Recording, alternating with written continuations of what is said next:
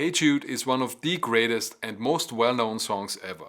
So naturally, there's already lots of tutorials on YouTube, and I watched like 20 of them, but I thought that most weren't really very accurate. So in this video, I'd like to try and get closer to what Paul actually played on the record. Let's see what we can learn from this. So the key is F major and the first chord is F major. And here's what almost everybody will tell you to play. Either this or this. And that's fine, but here's what he actually plays. So he has the F at the bottom, which means it's in root position, but he doesn't just play this. He doubles the F at the octave to turn it into a 4-note voicing. Most people miss that. And they also miss this. He uses a really common technique that I call pumping the eighth notes, where he plays single notes on the off beats in between the chords on the strong beats. This is very hard to hear in this case, but I'm pretty sure it's there. It sounds like this. Now, the secret here is to play those single notes softly, almost like ghost notes. And it also works best when the sustain pedal is down, so you get this wash of sound that the single notes blend into. And he doesn't play those filler notes on every single offbeat, but on most of them he does. And then in the left hand, the basic pattern is this.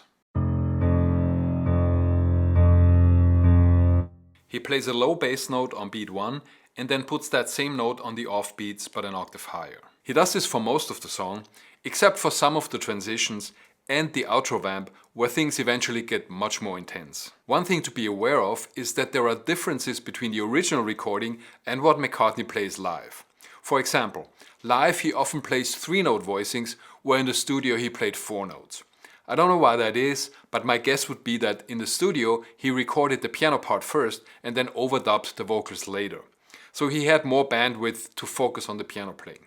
But live he has to play and sing. And that might be why he chooses to simplify the piano part somewhat. Okay, the second chord in the A section is the 5 chord C. But before we go there, let's look at the entire 8-bar A section. The F chord happens 4 times, and he plays pretty much the same thing every time, except for the last bar where he holds on beat 3. This allows us to take a breath before the second A section, and it also makes space for the vocal pickup on beat 4. In bar 5 we have a B flat major chord. The right hand plays in second inversion. And the F, which in this case is the 5th of the chord, is also doubled here. In bar 7 he plays C7 on beat 1. And that 7th is very hard to hear, but I'm pretty sure it's there. And then for the rest of the bar he just plays a C major triad. Now bars 2 and 3 of this section are clearly the most interesting ones. He both doubles and harmonizes a part of the vocal melody, the one where the lyrics say, "Take a sad song." So he starts bar 2 the same way as bar 7, with a C7 on beat 1, and then a C triad. But then he does this. He doubles the vocal melody, which moves from the 5th of the chord stepwise up to the flat 7th. Then he harmonizes it with a lower third, like so. And then he pedals the root at the top of that. And then the next note in the vocal melody is that high F, which doesn't really fit the C chord, so he adjusts the piano voicing and plays C7 sus4 underneath. So again, here's the vocal melody. And here's Paul incorporating that melody into the piano part. What's interesting is that the acoustic guitar, which comes in the second A section, does not play this suspension. It just stays on C7 while Paul plays C7 sus4. This looks wrong on paper, but it sounds great. So here's the entire A section.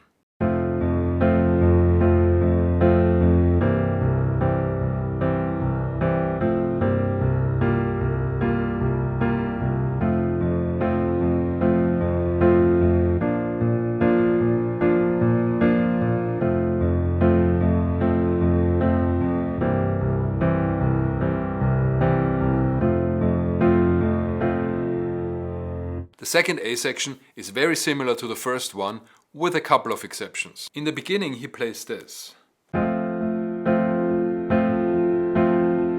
He puts a little blues flavor in there. And we'll hear more of that as the song goes on. And then the big difference is at the end of the second A section. There's a 1-bar extension, so it's 9 bars instead of 8, and that creates some extra drama. And he also uses this chromatic movement from the root down to the minor 7th to switch to an F7 chord. This is one of the signature moves in this song. There's footage of them in the studio rehearsing the song, and in the beginning he played it down here. But then on the final recording he had moved it an octave higher, which I think sounds much better. Most tutorials will tell you to play it here, which he himself often does in live versions, but on the studio recording it's up here. And then we get to the B section. Some people call this the chorus, some people call it the bridge, but I believe that thinking of the song as having an AABA form is the most accurate. It's a song form that's very common in jazz standards. In pop songs of the 60s, it was more often used than in contemporary pop songs. McCartney's Yesterday also has an AABA structure. And it's in this B section that almost nobody gets it right, especially the first 2 bars. And it is tricky because the different instruments, piano, guitar, even the vocal harmony parts, contribute different notes to the overall harmony. So let's start with the piano. In the first 2 bars, Paul plays this.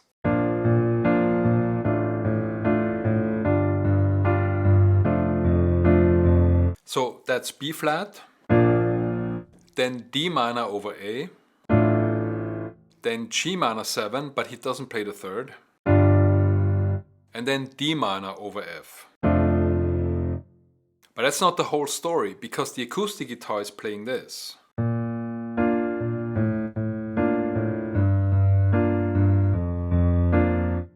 He keeps a B flat triad at the top and then just walks down the bass note. So the first chord is the same, but in the second half of bar 1, Paul plays D minor over A and John plays B flat over A. Now the note B flat in the guitar part is barely audible. It's more of a ghost note, so it doesn't really mess with the D minor vibe that's coming from the piano. At the beginning of bar 2, Paul plays the incomplete G minor 7 and John plays the full chord. So the 3rd that's missing in the piano voicing is supplied by the guitar. The lead vocal is also on B flat at that moment. And then in the second half of bar 2, Paul plays another D minor triad, this time with F in the bass, and John plays B flat over F. You put those 2 together and you get B flat major 7 over F. But we're not done yet, because John and George also sing harmony parts in this section. On the first chord it's F and D, which fits the B flat chord. But then it's F and C. Now that one's interesting because it adds a note to the harmony, the C, which turns the overall chord into D minor 7 over A. Again, I'm ignoring the B flat from the guitar part because it's basically inaudible. So check out the difference between this and this. Subtle but important. On the 3rd chord they're singing D and B flat, so that fits the G minor 7 chord. Notice once again that even though the B flat is missing from the piano voicing, it is provided by the guitar, the lead vocal and the vocal harmony.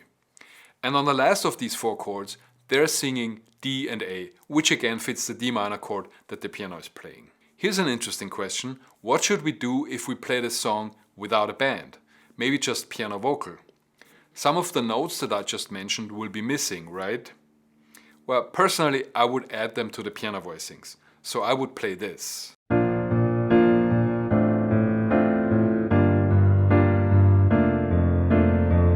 Alright, on to bar 3 of the B section. The chord here is C. The right hand plays first inversion, and the left hand does this. So he plays the 3rd on beats 1 and 2, the root on beat 3, and the 3rd again on beat 4. Meanwhile, the bass plays the 3rd in the first half of the bar, and then the root for the rest of the bar. Again, there's a bit of seeming disagreement between 2 instruments, but it adds to the intrigue. as is so often the case, things that look sketch on paper are what makes the music interesting. In bar 4 of the B section, we go back to the tonic chord F. The phrase is extended by 1 bar, and in that 5th bar, we get that chromatic line again to set up the return to the beginning of the phrase. The next 3 bars are the same as the beginning of the B section.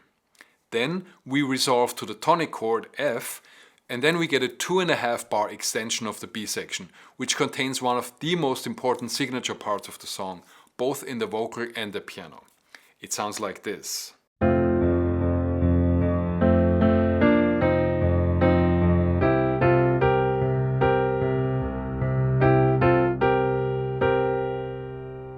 So what's happening here? First we have that same 5-6 flat 7 move that we heard in bar 2 of the A section, this one, except transposed to F and in a different inversion. After this bar of 2-4, the phrase repeats on the 5 chord C. And once again, the piano is harmonizing the vocal melody in these 3 bars. Notice that he puts in the same grace note on the C7 that he played on the F chord at the beginning of the second A section, flat 3 to 3. Then the band and lead vocal rest and the piano repeats the C7 move one more time, like an echo. So here's the whole B section.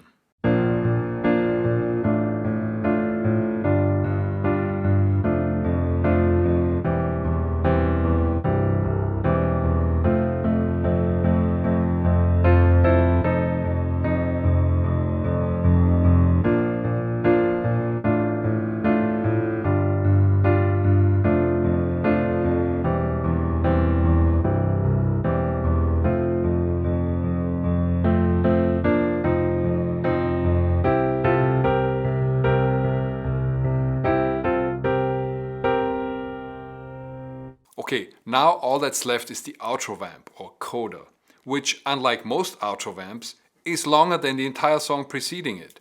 This is one of the most iconic sections in pop history. And everybody plays it wrong. Here's what everybody plays.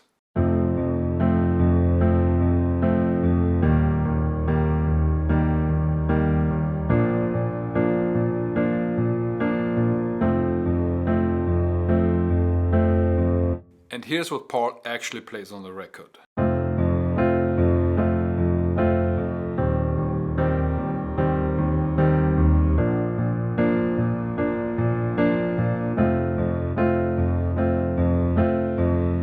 That second chord is C minor over E flat, and not E flat major. Also notice that he plays a lot of this flat 3 to 3 grace note stuff in the outro.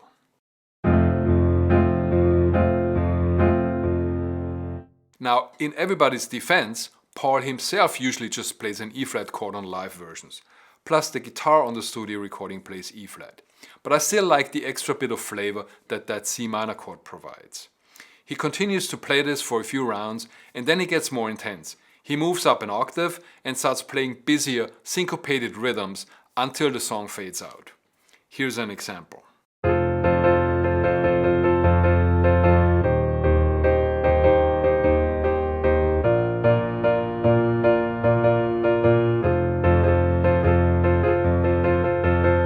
And that's it for today. Like and subscribe if you've enjoyed the video, and I'll see you next time. Peace.